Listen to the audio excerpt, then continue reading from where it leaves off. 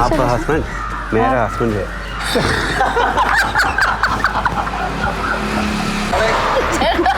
എന്താ തോന്നില്ല? ശരി ശരി. പറയൂ. നീ എങ്ങും ചലത്തണ്ട. എങ്ങോട്ട് ചലത്താവും?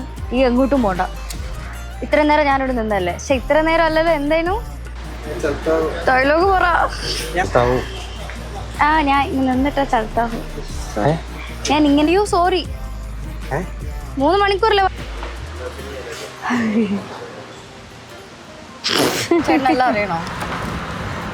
എന്താ പറയണ്ടേ ഹസ്ബൻഡ് ഒന്നും എന്താ ये मेरा बेटा है.